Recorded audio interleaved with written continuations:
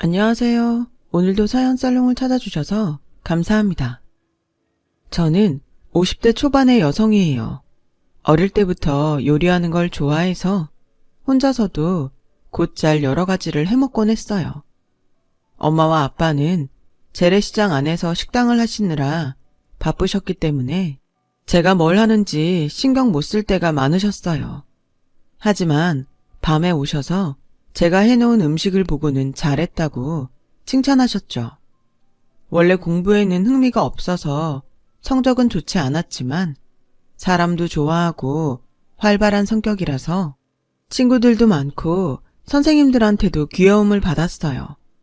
제가 만들어간 반찬들도 다들 좋아했죠. 어떤 애들은 제가 만들어 오는 음식을 기다리기도 했어요. 부모님은 저한테 공부하라고 강요하지 않으셨어요. 뭐든 좋아하는 걸 열심히 하면 먹고 살 길은 다 열린다고 생각하는 분들이셨거든요. 제가 요리하는 걸 좋아하기도 하고 잘하니까 부모님이 열심히 식당을 해서 저한테 물려줘야겠다고 농담도 하셨어요. 부모님은 장난일 때가 많았지만 저는 그 말씀을 반은 진담으로 듣고 있었어요. 그래서 고등학교에 가서 처음 진로를 써서 내라고 할 때 식당 사장이라고 썼거든요. 담임선생님은 제가 공부할 마음이 없는 게 걱정돼서 부모님 면담까지 했어요. 엄마는 선생님을 만나고 와서 정말 식당을 할 거냐고 진지하게 물으셨어요. 엄마랑 아빠가 식당 열심히 키워서 나 물려준다고 했잖아. 조리사 돼서 식당 할 준비해야지. 이거 사. 진짜 시장 안에 있는 식당 사장이 되겠다고?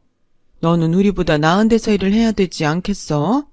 엄마 아빠가 그런 말 한 건 네가 요리를 잘하니까 기특해서 해본 말이지.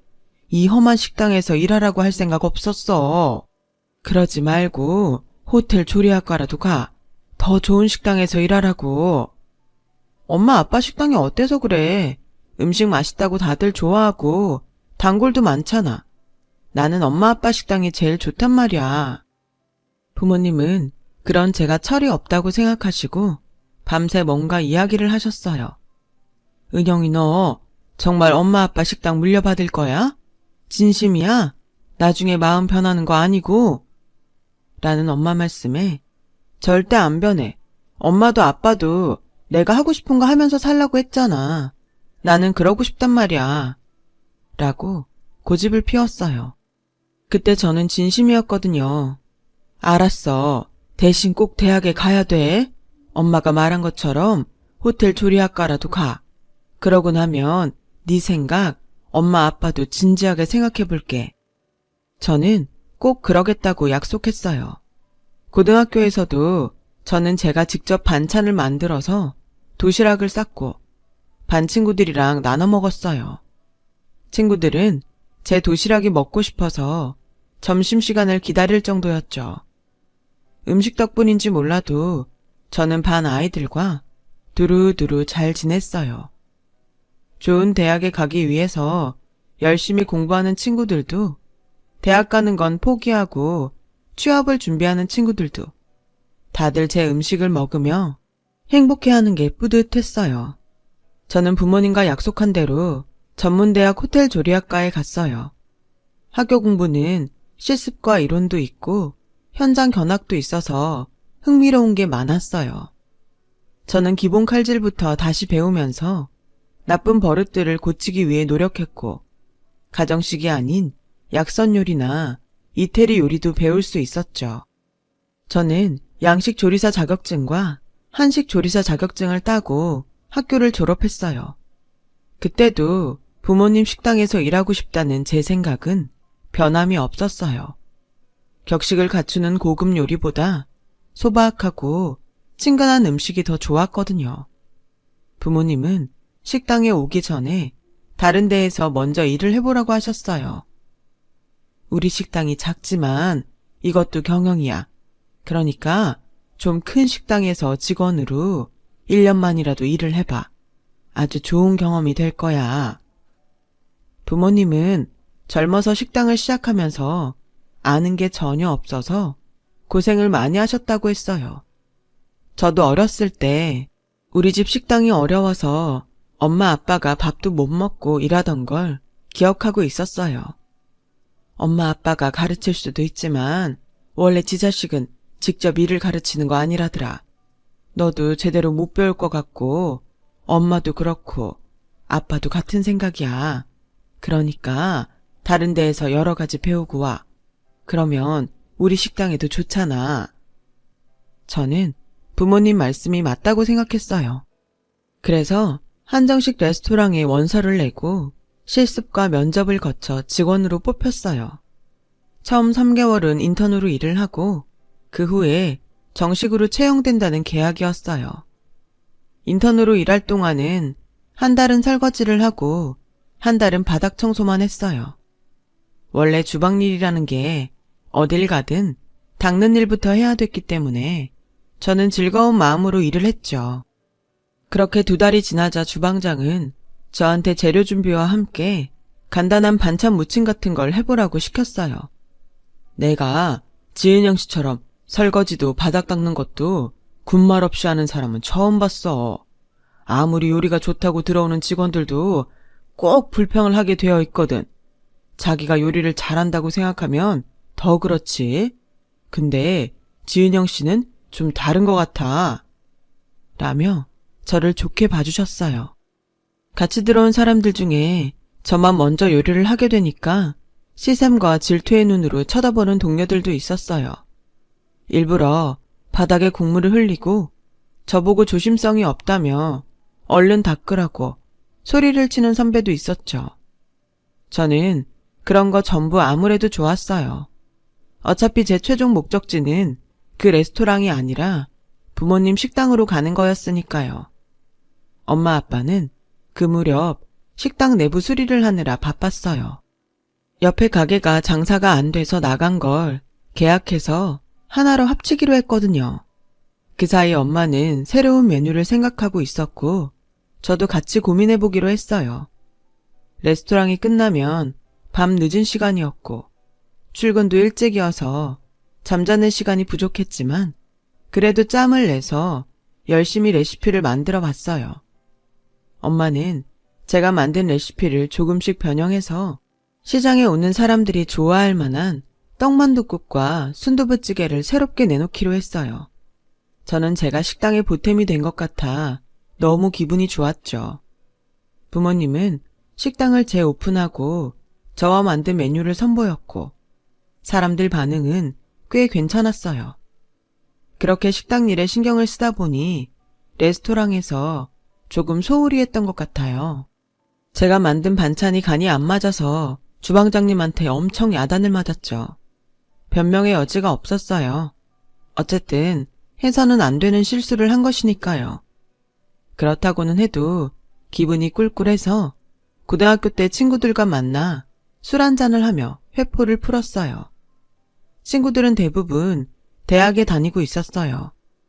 그중 한 명이 저한테 소개팅을 하지 않겠냐고 했어요.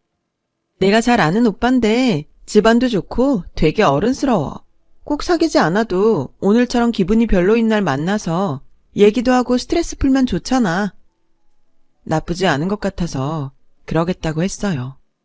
남자친구를 사귀는 것도 관심이 없었고 결혼은 더더욱 생각이 없었지만 만난다고 해서 다 결혼해야 하는 것도 아니었으니까요. 그 친구 말대로 편하게 만날 상대가 있는 것도 좋겠다 싶었죠. 저는 돌아오는 주말에 소개팅을 나갔어요. 남자는 들었던 대로 어른스러웠어요. 제가 하는 말도 잘 들어줬고 말수도 별로 없었어요. 저는 어딘가 고상한 그 사람에게 점점 끌렸고 남자도 저를 좋아한다고 고백했어요. 저희는 5개월 정도 만난 후 결혼을 하기로 했어요. 상견례 날 두 집안의 부모님이 처음 만났어요. 남자의 아버지는 대학 교수였고 어머니는 영문학을 전공했다더라고요. 부모님은 고상하고 지적인 남자 부모님을 보고 주눅이 드는 것 같아서 속이 상했어요. 저희 부모님은 누구보다 열심히 일하셔서 아주 작은 식당을 크게 키우셨어요. 음식도 정말 잘하시고 정도 많아서 단골도 많고 주변에서도 다들 좋아하세요. 라는 저희 말에 남자 어머니가 피식 웃었어요.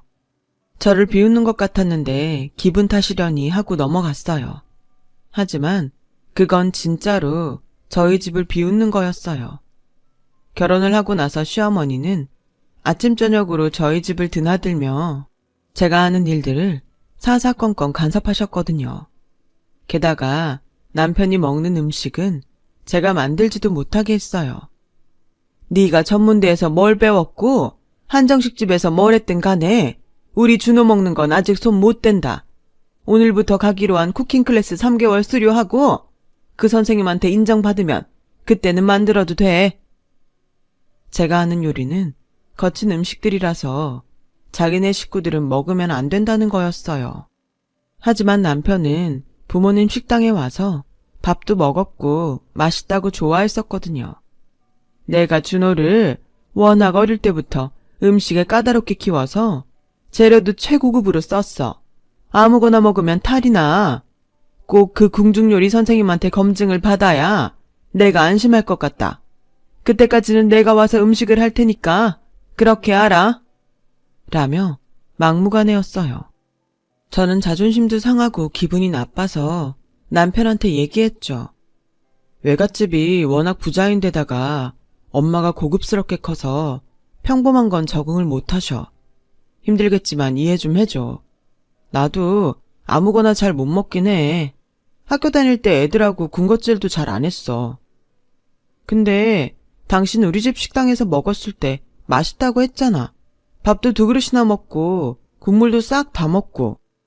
그건 당연히 예의상 그런 거지. 나 사실 그런 시장 음식 처음 먹어봤어. 어쩌다 먹어도 그 자리에서 먹은 적 없고 다 포장해서 갖다가 먹었지. 그래도 맛은 있었어. 라는데 뭔가 결혼을 잘못한 것 같다는 불길한 생각이 들었어요. 그래도 원래 시댁이라는 데가 처음엔 다 어렵고 불편한 거니까 내가 적응을 잘 해보자고 마음 먹었어요. 하지만 꼭두 새벽부터 집에 들이닥치고 저녁에도 와서 잘 시간이 돼서야 가는 시어머니가 너무 불편했어요. 시어머니는 제가 가져온 혼수 방석이랑 의자가 싸구려라며 본인 전용 방석하고 의자까지 가져왔어요.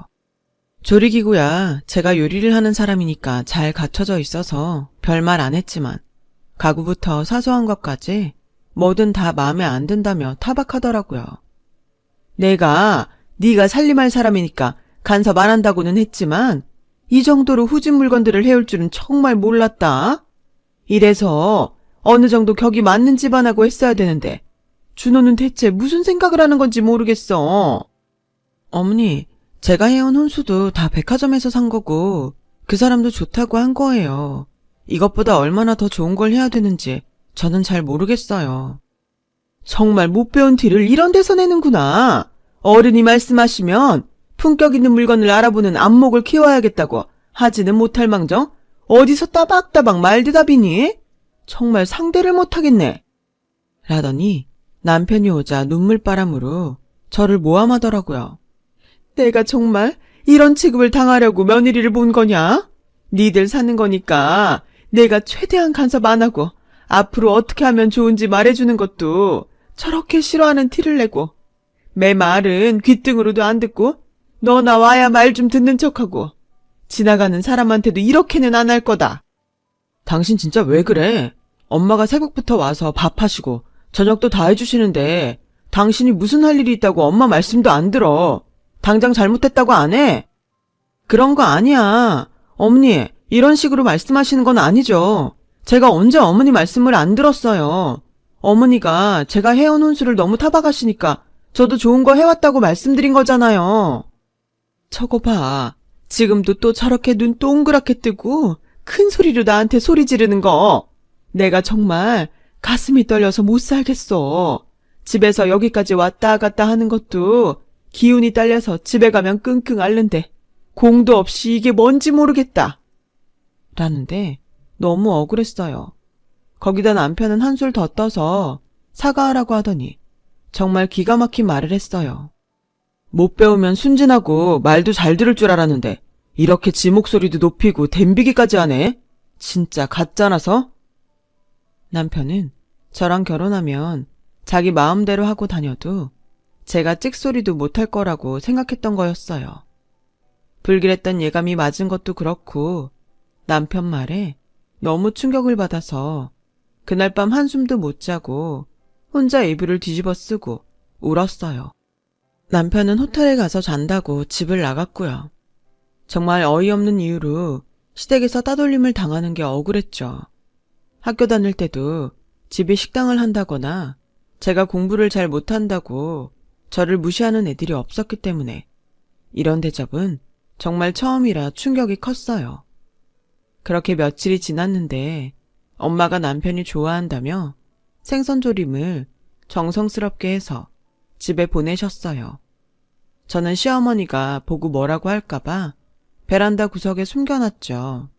그런데 그걸 어떻게 찾아냈는지 보자마자 인상을 찡그리더니 이게 뭐니? 누가 이런 싸구려 음식을 집에 들이랬어? 내가 아무거나 먹는 건 이 집에서 허용 못한다고 했니 안 했니? 라며 전부 하수구에 쏟아붓는데 그 순간 저도 모르게 시어머니를 뒤로 확 밀어버렸어요. 그래, 니들이 얼마나 고상한지 모르겠지만 똑같은 것들끼리 만나서 잘 먹고 잘 살아봐. 이 천하의 몹쓸 것들아. 놀라서 아무 말도 못하는 시어머니를 두고 집을 뛰쳐나왔어요. 제 일생의 자랑인 부모님 식당을 모욕하는 것도 엄마 음식을 쓰레기로 만드는 것도 참을 수가 없었거든요. 그 모습을 보자 눈이 돌더군요. 저는 친정에 가서 결국 사실대로 실토를 했고 엄마는 놀라서 어쩔 줄 몰라 하다가 저를 달래줬어요. 그래, 살다가 실수할 수도 있는 거야. 이혼하는 거 흉도 아니야. 힘들 수는 있어도 실수를 바로잡는 게 나아. 괜찮아. 저와 엄마는 한참을 부둥켜 안고 울었어요. 마침 부모님은 운영하던 식당의 분점을 시내에 낼 생각을 하고 계셨대요. 그래서 제가 분점을 맡아서 하기로 했어요. 저는 남편과 이혼하기로 하고 짐을 모두 챙겨서 왔어요. 그리고 분점을 내는 데에만 열중했고요. 엄마한테 음식 조리법도 일일이 다 배우고 오픈 전날에는 혼자서 반찬을 전부 만들며 밤을 꼬박 새웠어요. 저는 손님 한 분 한 분 친절하게 대하고 반찬도 푸짐하게 주면서 가게를 홍보하는 데 애썼어요. 그랬더니 어떤 아줌마가 이렇게 인사도 열심히 하고 음식도 많이 주는 음식점 처음 봤다며 집에 가서 먹을 것까지 포장해 갔어요. 저는 레스토랑에서 일하며 배운 시스템을 이곳에도 적용시켰죠. 직원들에게 일을 분담하고 주방을 지휘했어요. 그러자 주변 회사에 다니는 직장인들이 점점 몰려오기 시작했고 저희 가게는 그 일대에서 맛있고 많이 주는 집으로 소문이 났어요. 점심시간에는 그 바쁜 시장 식당을 두고 엄마까지 와서 거들어야 할 정도였어요. 저는 매운 걸 잘 못 먹는 사람들을 생각해서 순한맛 찌개를 개발해서 메뉴에 넣었어요. 그랬더니 예상했던 것보다 더 반응이 좋았어요. 엄마들은 어린 아이들 먹인다고 일부러 찾아와서 포장도 많이 해갔어요. 저희 가게는 불붙은 듯 장사가 더 잘 됐고 손님들은 본점이 시장 안에 있다고 알게 되자 일부러 부모님 식당까지 찾아가는 손님들도 늘었어요. 그렇게 시간이 지나 저희는 2층 건물을 다 쓸 만큼 규모가 커졌어요. 부모님 식당도 시장 안에서 제일 줄을 길게 서는 맛집이 됐고요. 식당도 잘 되고 제 이혼의 상처도 많이 아물 때쯤에 한 사람을 만나서 재혼을 하게 됐어요. 그 사람도 재혼이어서 저희는 가족들끼리 조촐하게 식사를 하면서 재혼식을 하기로 했죠. 식사 장소는 아주 좋은 곳으로 예약을 했습니다. 저희 가족은 조금 일찍 도착해서 먼저 자리에 앉아 있었어요. 그때 물을 갖다 주던 직원이 저를 보더니 놀라며 물통을 놓쳤어요. 그 바람에 바닥은 물바다가 됐고 제 옷에도 물이 잔뜩 튀었어요. 지배인이 와서 몇 번이고 죄송하다고 하며 직원한테 얼른 사과하라고 재촉하는데도 이 사람은 아무 말도 없이 서 있는 거였어요. 느낌이 이상해서 쳐다본 저는 너무 놀랐어요. 전 남편이 직원 복장을 하고서 이름표까지 달고 서빙을 했던 거였어요. 그 사람은 제가 자기를 알아보자 고개를 숙이고 얼른 그 자리를 뜨더라고요. 지배인은 기가 막히다는 듯이 그 사람을 보더니 다시 저희한테 사과를 하고 전 남편 뒤를 쫓아갔어요. 저와 부모님은 너무 놀랐지만 아무 말도 하지 않았어요. 곧 남자 집안 사람들이 왔고 식사를 하면서 모두들 저와 남자의 재혼을 축하해줬어요. 그렇게 모든 일정이 끝나고 나오는데 뒤에서 누가 저를 잡더라고요. 전 남편이었어요. 너랑 이혼하고 나서 내 인생은 완전히 꼬였는데 너는 재혼까지 하고 혼자 잘 먹고 잘 사냐? 네가 인간이면 잠이 오냐? 어떻게 이래? 라는 억지 소리에 저는 그 남자 팔을 뿌리쳤어요. 그게 나랑 무슨 상관이야. 참나. 그러게 인생을 잘 살았어야지. 어쩌다가 이렇게 됐는지 모르지만 그래도 이런 좋은 데에서 일하는 것만도 감사하게 생각하지 그래? 너 때문에 오늘 여기 잘렸단 말이야. 그러니까 책임져. 책임지라고. 그때 뒤에서 아빠가 자네 지금 뭐라고 했나? 뭐? 남의 귀한 딸 데려다가 말도 안 되는 수모를 당하게 만들어 놓고 뭘 어쩌라고? 내가 오늘 저놈 가만 안 둘 거야. 라며 전 남편에게 죽일 것처럼 달려드는 걸 저와 엄마와 제 남편이 겨우 뜯어 말렸어요. 경찰 부르기 전에 깽판 그만 부리고 저리 가! 라고 제가 소리를 지르자 전 남편은 또 저를 붙잡더니 그냥 이렇게는 못 가! 책임져! 책임지라고!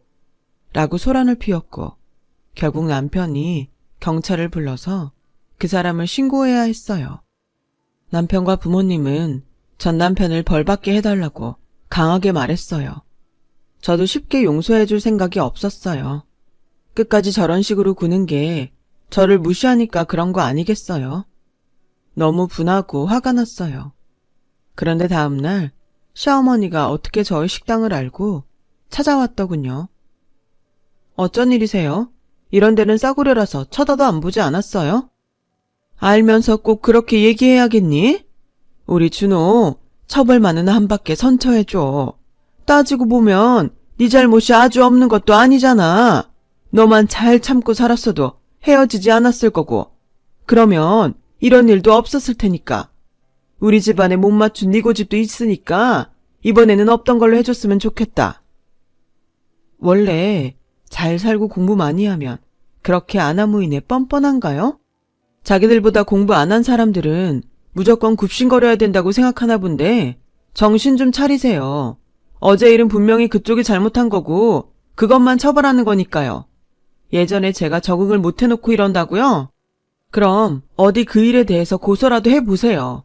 누가 그런 거 처리하나 보게요. 저한테 했던 거 여기 있는 사람 아무나 붙잡고 얘기해보죠. 당신만 욕먹어요. 당신이라니? 어떻게 그런 말을 하니? 아무리 헤어졌어도 내가 네 시어머니였던 사람이야. 넌 말버릇도 여전하구나. 저한테 부탁하러 온 거 아니에요? 부탁하는 사람이 어떻게 이런 말을 하는지 모르겠네요. 말버릇요? 그러는 댁도 좀 못 배웠다고 사람 무시하고 함부로 말하는 버릇 못 고친 거지. 어쩌다가 댁이 아들이 음식점 직원이 됐는지는 모르지만 저는 이대로 그냥 못 넘어가겠어요. 계속 이러고 계시면 업무 방해랑 저 모욕했다고 당신도 신고할 거니까 알아서 하세요. 라고 하자 시어머니는 입술을 깨물더니 그래 이러길 바라면 몇 번이고 이렇게 할게. 제발 내 아들만은 풀어줘. 부탁이야. 응? 제가 잡고 있는 거 아니에요. 처벌받고 나면 나올 테니까 그렇게 아세요. 정 안 되면 변호사 부르시던가요. 내가 널 기분 나쁘게 했나 본데 미안하다. 그러니까 부탁이야. 제발 한 번만 봐줘. 여기 이분 좀 내보내주세요. 오픈 전부터 이러면 하루 망쳐요. 얼른요. 라고 하자 직원 둘이 와서 시어머니를 밖으로 끌어냈어요.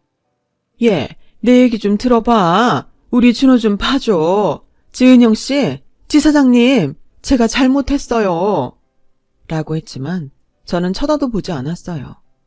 알고 보니 시어머니 친정이 투자를 잘못해서 그 사기꾼 때문에 집안이 완전 망했고 남편은 회사에서 업무 태만에 법인카드를 마음대로 쓴 게 발각돼서 해고됐다고 해요. 그 바람에 소문이 나서 다른 회사에도 취직이 안 되었던 거죠. 겨우 시어머니 예전 인맥으로 고급 레스토랑에서 일을 하게 됐지만 뻣뻣한 태도로 일을 해서 계속 지배인 신경을 거슬렀다고 하네요. 그러다가 저한테 물을 쏟고 사과를 안 해서 잘렸던 거예요. 시어머니는 그동안 인심을 많이 잃어서 주변에서 도와주는 사람도 없다고 하고요. 시아버지도 대학에서 퇴직을 했고요. 그래서 시어머니가 저한테 자존심을 굽히고 왔던 거고요. 구색 맞추고 고급스러운 것만 찾더니 인생을 더 고급스럽게 살았으면 어땠을까요? 그래도 전 남편이 벌금을 물게 했어요. 다시는 저한테 함부로 하지 못하게 해야 했으니까요. 그 뒤로 전 남편 집안과는 한 번도 마주친 적이 없네요. 다른 소식은 알 수가 없는 게 다들 조용히 사는 것 같아요. 저는 재혼한 남편과 늦둥이 아들을 낳았어요. 그렇게 벌써 10몇 년의 세월이 흘렀네요. 저희는 여전히 잘 살고 있답니다. 아들 녀석도 속 안 썩이고 학교 잘 다니고요. 부모님도 건강하시니 저는 더 바랄 게 없습니다. 제 사연을 들어주신 분들 모두 오늘도 건강하시고 늘 행복하시길 바랄게요. 좋은 하루 되세요. 다들 감사합니다. 여러분, 사연 댓글에 응원과 현명한 조언 부탁드려요. 좋아요와 구독은 저에게 큰 힘이 됩니다. 오늘도 좋은 일 가득하세요.